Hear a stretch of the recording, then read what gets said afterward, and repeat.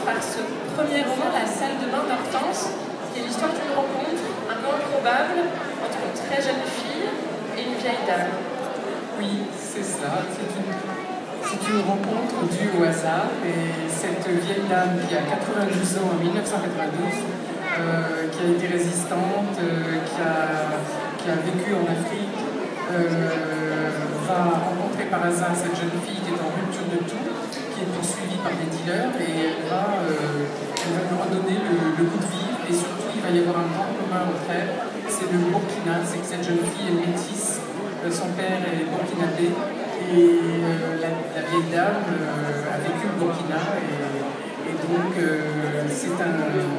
c'est un livre qui commence pratiquement dans la salle de bain d'Hortense, qui se termine à Ouagadougou, si on veut. Parce qu'elle a voyagé aussi. Alors, chacun des personnages raconte sa vie, ou alors s'exprime par un monologue intérieur, comme la jeune fille qui s'appelle Patricia, qui est mutique, qui ne parle pas. Et elle revit sa vie, et c'est un monologue intérieur. Et donc on voit aussi toute une galerie de personnages, que ce soit des personnages dans ce monologue intérieur, ou des personnages qui entourent Hortense, donc la vieille dame. Qu'est-ce qui vous tenait à cœur dans cette rencontre? Qu'est-ce que vous vouliez montrer? Qu'est-ce que vous vouliez explorer avec ce livre-là? C'est un roman. Je me suis inspirée pour la vieille dame d'une dame que j'ai rencontrée au Burkina, en effet, il y a très longtemps.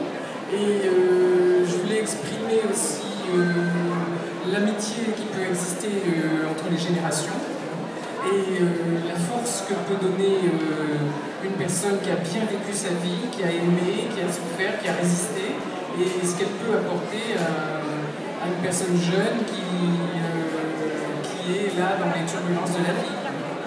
Alors, je disais que vous étiez auteur du grand écart, c'est peut-être pas tout à fait vrai, il y a quand même un fil rouge dans vos écrits, dans vos textes, et justement, c'est peut-être cette rencontre, cette filiation qu'il y a entre différentes femmes, et qu'on va, il me semble, retrouver dans votre autre roman, Liens de sang.